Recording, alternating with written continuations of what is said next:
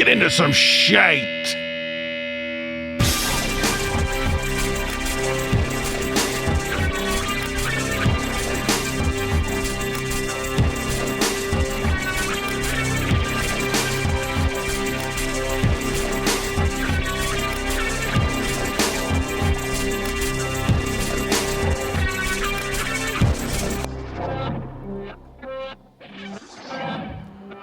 All right, folks, welcome to the Out of Tune Podcast. How are you? We're way into January now. January's almost done. Hey, the first month of 2025, we just cranked it out. It's almost all done. Today was a special day, as you know, politically. I'm not going to go into it. You know what? I'm tired of politics. Let's just drop it, okay? Everybody was doing all kinds of amazing, weird stuff today, trying to get their last minute politics in, trying to start their brand new it's if you like politics, today was your day. If you hate it, you might need some therapy. So I did not keep up with it. I was doing other things, so I don't plan on. Let me just say, I'm not even gonna watch TV for 4 years. I'm just shutting it off. I'm gonna be terribly uninformed, and that's okay. I'm too old for politics. Okay, I'm calling it now. But how are you? How are you doing? Did you make it through? So here in Atlanta, you know, it's always really warm down here. Always hot. We get a little bit of coldness time. We get a chance to be cold, and that's my type of weather. But I moved to Atlanta. Why?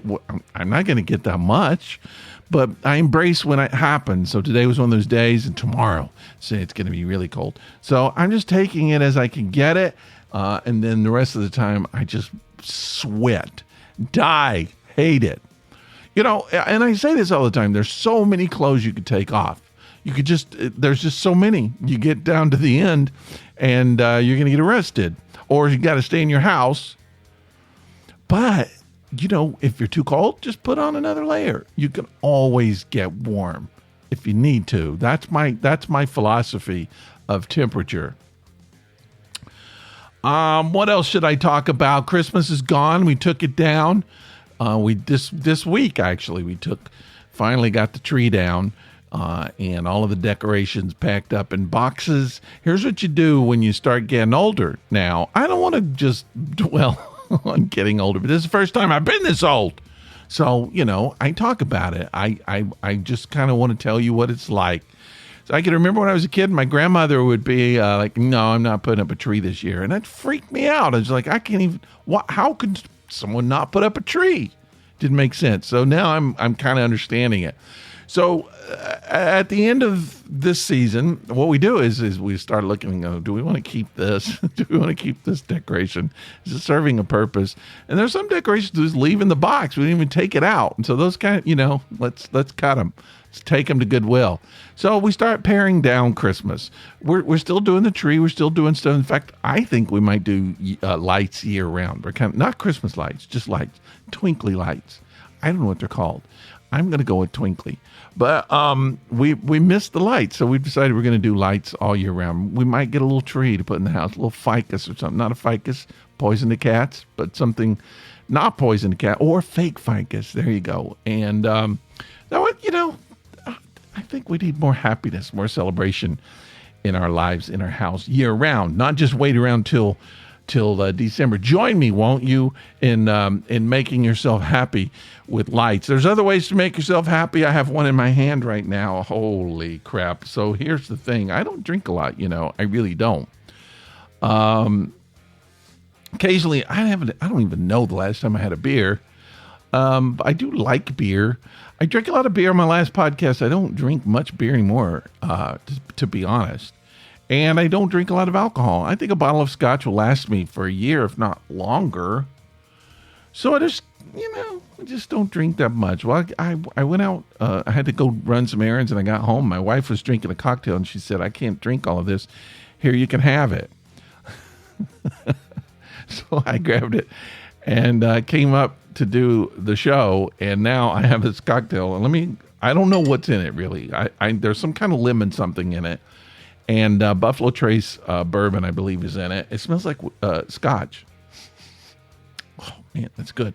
And there's some crushed up raspberries on the bottom. So it looks like somebody's had some brain tissue that's fallen out of their head. I don't know. I'm going to call this the true crime cocktail. Looks like brain matter, brain tissue, and believe me, I need all the help I can get. And then and it's not that bad. I was expecting it to be a little too sweet, but there's no syrup in it, so it's good. But my point being, I might get a little loopy before the show's over. I'm going to try not to. I'm not going to have too much, but I took one sip and I could already feel it.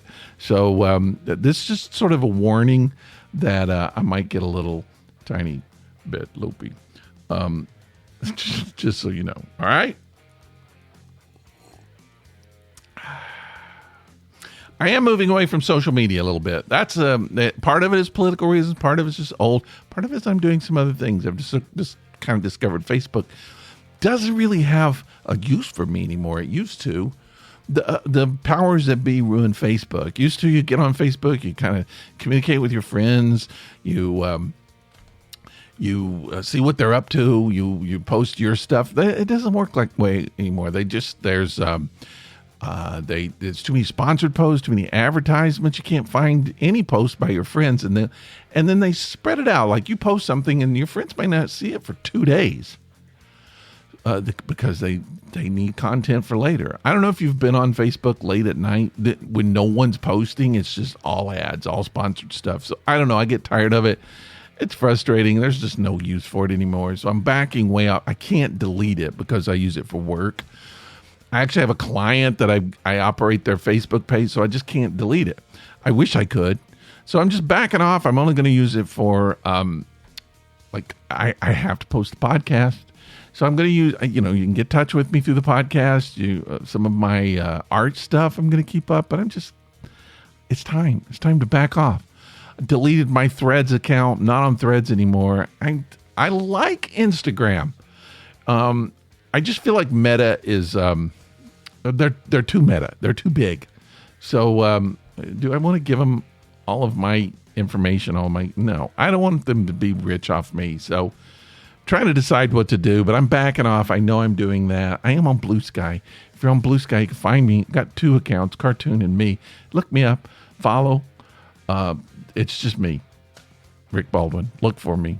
I'm not going to do a out of tune podcast page. I don't want to I don't want to run that many pages.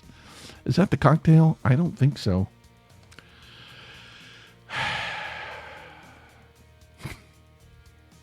So what have I been doing here? My wife and I can't remember exactly when we started it. I'm guessing it was around Halloween, maybe a little bit before.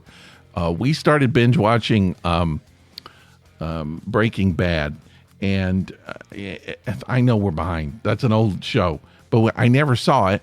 And everybody who talks about it just raves about it. And so I just kept thinking, I need to see it. Keep putting it off. And so we were looking for something to watch, and I came to her and I said, look, I know this is probably not your kind of show, but I think I'm going to start watching Breaking Bad. Do you want to get into it with me? And she said, yeah, I thought about it in the past. I think maybe it's time. Let's do it. So we started it, and then, of course, obviously, we're addicted to it. I don't know if you've seen it or not. Probably. One of the best shows on TV. Got some of the best storytelling, for sure.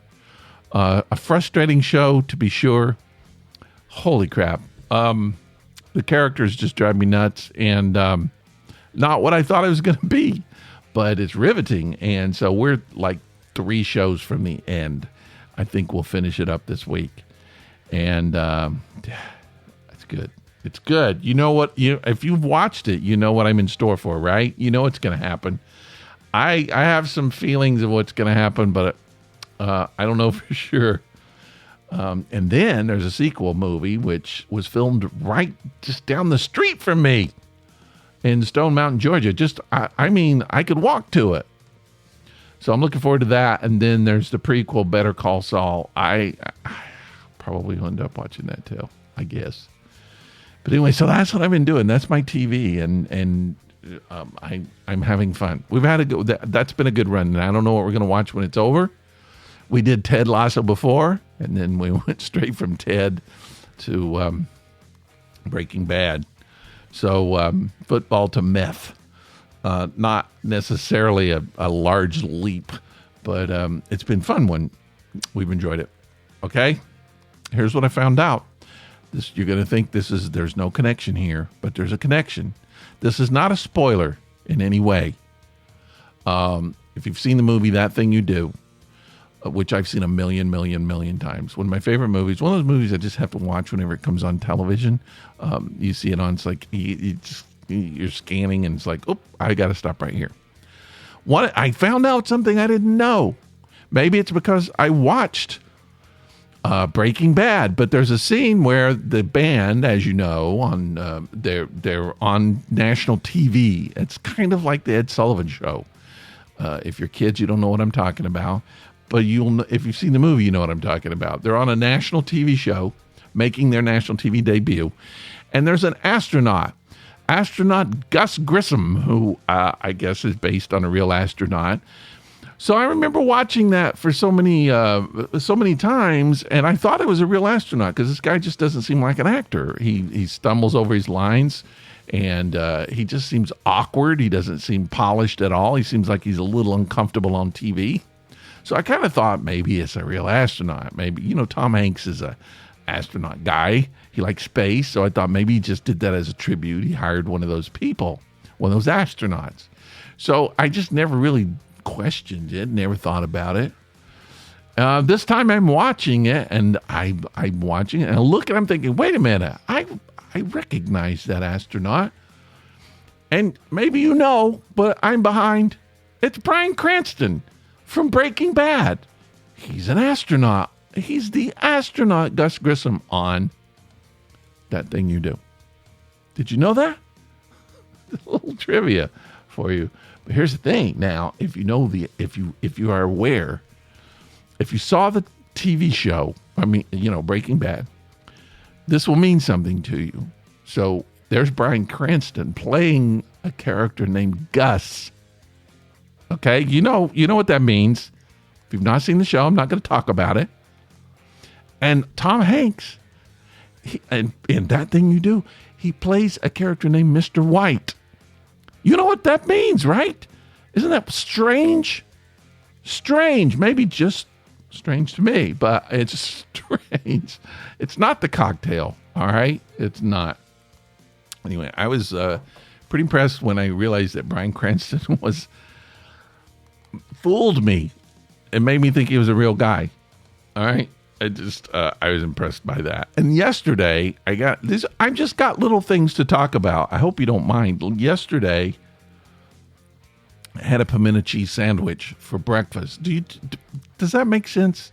Is that tasty to you? When you think of breakfast, do you think of pimento cheese sandwiches? I've been to breakfast here in Atlanta several times. And number one, you could get like pimento cheese on an egg sandwich or something. It's like they'll have an egg, some kind of a breakfast sandwich with pimento cheese on it. Not bad. I think it's okay. I've had pimento cheese with bread or toast to dip into it. Also not bad. I've also had pimento cheese, deep fried pimento cheese balls, which that's such a Southern thing. But here's the thing. I didn't realize that people think of pimento cheese as Southern. I know when I was growing up, I've always eaten pimento cheese, and I'm from the South. So, but I didn't realize it was considered a Southern dish until I did some research. I was like, where does this come from? Where does, I don't know why. I get curious. Where does pimento cheese come from? And here's the thing. People think it's a Southern dish. It's not. It came from New York. Pimento cheese came from New York, and it came at the time when they invented cream cheese, because originally pimento cheese was shredded cheddar cheese with cream cheese in it and red pimentos. Now it's mayonnaise, but I'm guessing you could still get some cream cheese in it. Very creamy and delicious, if you ask me, but it's a New York dish. And then it moved to here because some Southerners set it up into a business and made a big business out of it. It was very well accepted in the South. And I guess up in North, they were like, we don't need this. So it became a Southern dish. But Now you know pimento cheese is a northern dish. It's true. All right. I'm telling you, I just have a few things to talk about. Now, here's one thing I want to talk about. All right. Now, I'm going to do something I've never done before on this show. I thought I wrote this down. I did not.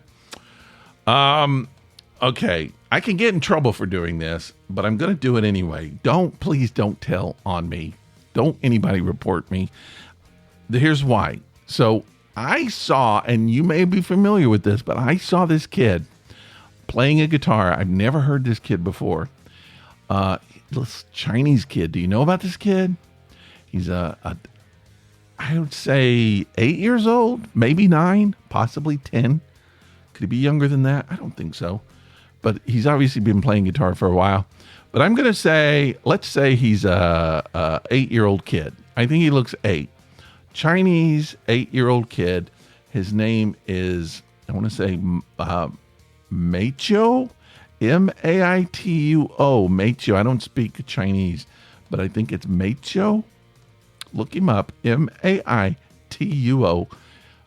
He's got a YouTube channel, Maituo Guitar. And here's what I'm going to do, because I've never done this before. This is why I can get in trouble, because it's copyright infringement. I'm just going to play just a few seconds of this. Maituo, don't sue me, dude. I'm getting you some publicity. All right. I don't know if they find out. Can I be sued from people in China? They're always bootlegging. Not all of them. Not all the Chinese bootleg. But in the country of China, there's a lot of bootleggers. And they will copy your music. It's a big business. It's like black market business, you know? China, they don't care because the laws are different. So I don't know. I don't want to be that person. I don't want to disrespect the Chinese people, the Chinese artists. I'm not disrespecting Maituo and your guitar player, if that's how you pronounce your name. If it's not, I'm sorry, Maituo. Can I just call you May? May. That may be a bad thing. I don't know. See, I don't know things. But I want to play a little bit of this kid.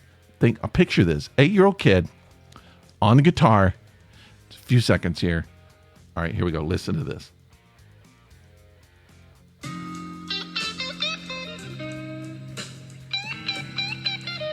It's the blues.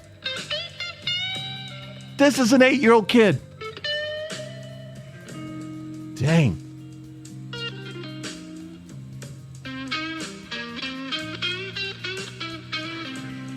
Mm-hmm.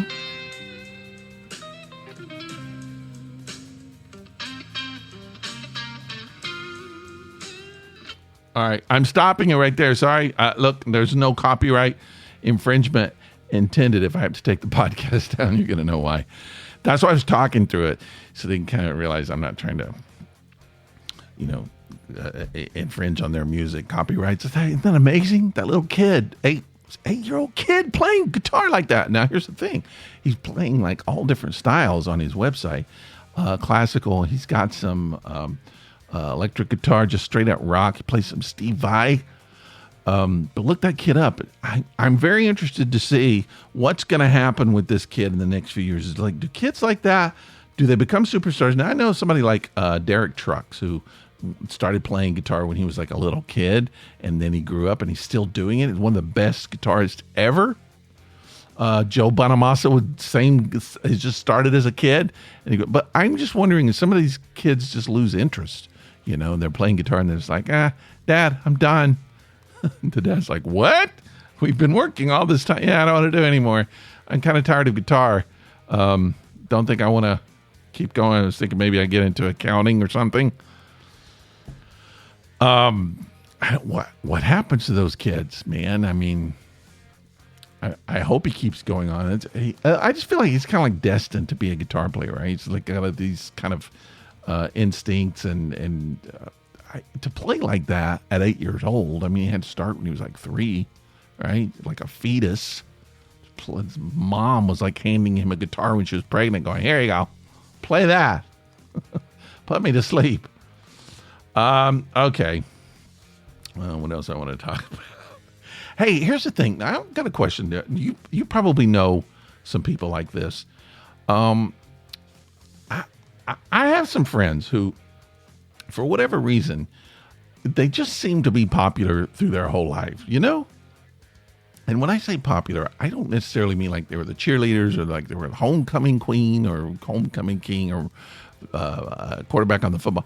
They were just like people. They were popular in that people liked them, and they just always wanted to be around them. They had that energy where something about people just like wanted to be their friends. And then they grow up, and then they seem to have that same kind of energy when they go into college, and they just everybody wants to be their friend. And then I noticed that a lot of those people, they continue that same kind of energy all throughout their life. It's just like they people just are drawn to them for no reason. I can't figure out the reason. I was kind of going through and looking, making a list of people that I know, and some of them from different generations. My generation, younger, maybe even older. Just I don't know. It's like when you meet them, it's like you want to be their friend. You know who I'm talking about? Your friends. You've got friends like that. It's like you just want to be their friend, and you want to stay their friend, and you try to stay in touch with them. Like even on Facebook, they seem to have, even if they weren't like big, like I said, may not have been like the top in school, but they were top like people wanting to associate with them. And now on Facebook, they have a lot of friends. I don't know. I kind of admire people like that. I'm drawn to people like that, like you. But I don't know what the missing thing is that they have that we don't have as normal people. I don't feel like, I mean, I'm not the most energetic person in the world. I understand that. But why, what is it about these people when I analyze it? It's like they're fun, obviously. They like to laugh. They like to joke. I think that's a big thing. Humor's a big thing.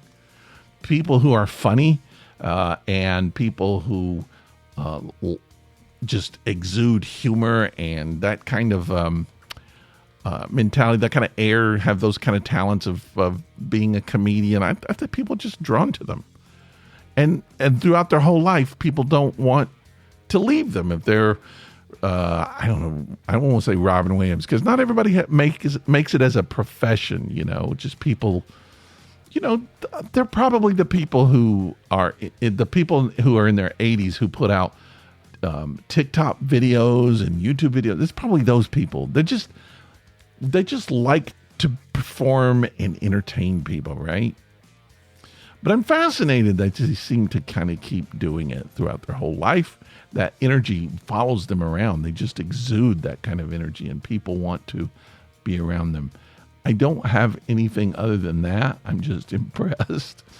I was going through Facebook and I was just like, why are these people popular? Why are these people, everybody like, and not that I'm mad or not that I don't like it. It's just like, I'm curious what characteristics make people like that really extra popular, because I don't have it. I think I have the opposite. I'm pretty sure I have the opposite. Okay. One more thing we'll talk about, I believe. Let me see here. Okay. This cocktail's dangerous. I was trying to boil down in this world, in humanity, what the number one, let's just go for it, the number one goal everyone has. And you would think that would be a good thing. You would think it would be easily identifiable.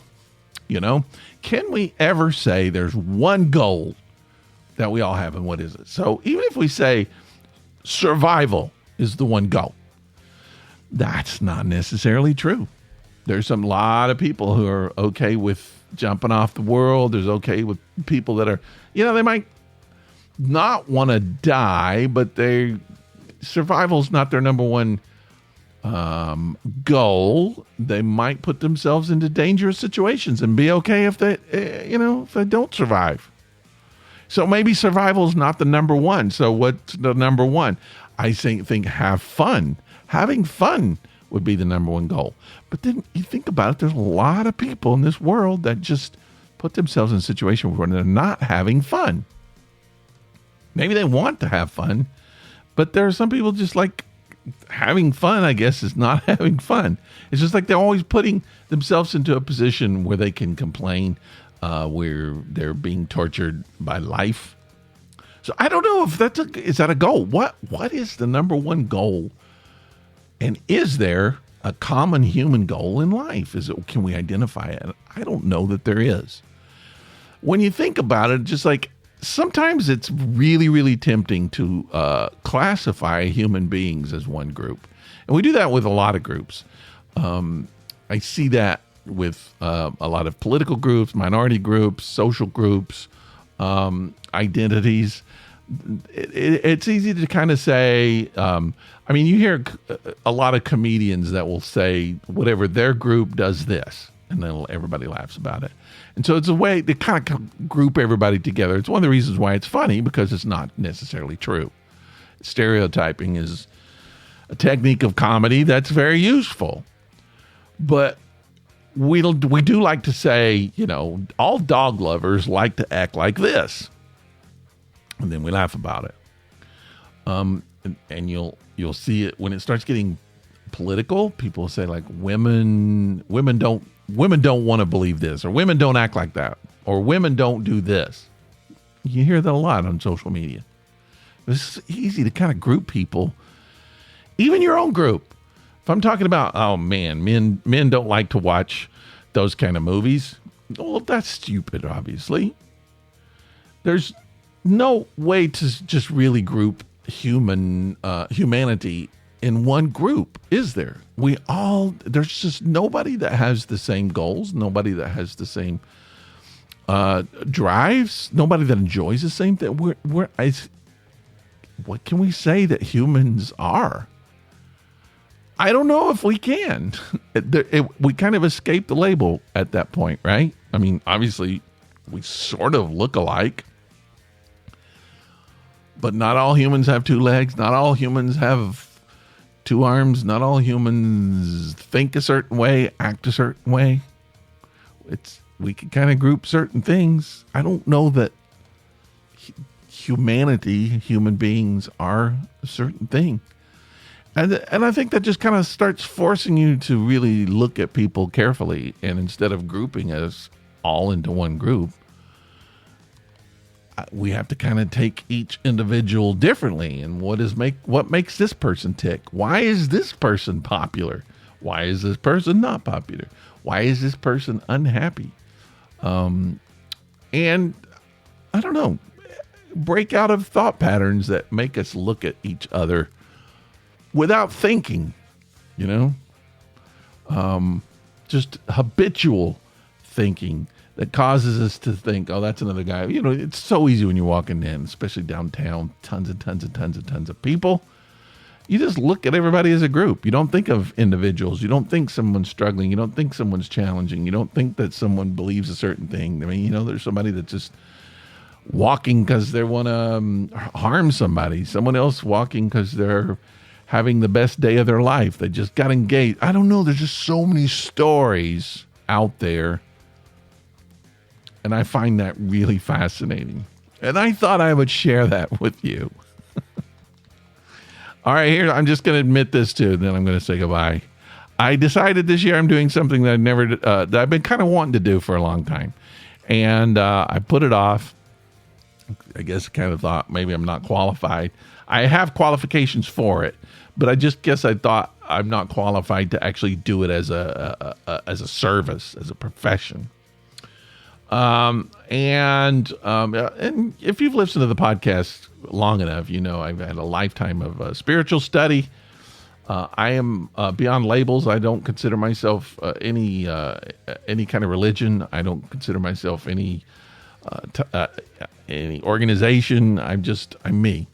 But I have experience in that. I've studied a lot. I've been through a lot. I've experienced a lot. And so I've always kind of thought, when I was a kid, when I was younger, when I was in my 20s and 30s, I was desperate for somebody to kind of point the way, someone to kind of say, look, think about things this way. How about going down this way? How about opening your mind to this?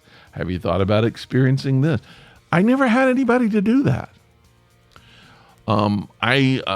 Most of my teachers, most of my influences were pretty Orthodox Christian, and that didn't serve me after a little while. When I was really young, it did. But then after a while, I kind of moved away from all of that. I didn't have anybody to kind of point the way. And so I've always kind of felt like I wanted to sort of get into that field. And now coaching is such a big thing. I hate that name. I hate the word coaching. I understand it, but I'm just not a big fan of America's kind of obsession with athletics, and every restaurant has to be a sports bar, and I don't know. I don't like the terminology, coaching. I don't want to be a coach. So, but I've decided that I'm going to kind of get into being a guide, help people. I can't be a counselor. I'm not a counselor. I can't call myself a counselor. It's illegal. I don't have the qualifications. I haven't been to school. I haven't shown the government that I paid attention in class, and that I have a piece of paper showing that I made grades. So I can't call myself a counselor, but I can't call myself a coach, a guide. So I'm decided I'm going to get into spiritual guide, spiritual practitioner, spiritual coaching this year. Is that weird? Do you think it's weird? I don't think so. I think it's I feel like I have enough tolerance and enough open-mindedness in so many different fields that, no matter where people come from, even if they're atheists, even if they're agnostic, if they're just totally non-believer, a lot of people associate spirituality with religion, and it can be if that's what you want, but it also cannot be. If you ever listen to Sam Harris's stuff, he's a very spiritual dude. He's into meditation. He's into spirituality, and he's an atheist. So spirituality is much bigger than religion. It's been tied up in religion for a long time, and I think I'm ready to do it. What do you think? Should I do it? Should I give up? I don't know. Everybody has their own opinions. I feel like I could be helpful in that area. For me, spirituality is kind of really tied into creativity. So I feel like that's also an outlet, is kind of combining spirituality and meditation, and getting to those points of, you could do it through meditation, but getting to those points of quietness where within you the creative spark lights up. That's always what really makes me happy. So I'm doing it. I'm taking the step. I've decided I'm going to do it. I'm still going to do the podcast though. So if you like the podcast, look, there's going to be some changes. I got to tell you, I'm going to do some changes, but it's going to be for the good. And I want you to come back, please. All right. I'm sorry. This cocktail was good. I'll see you in a little while.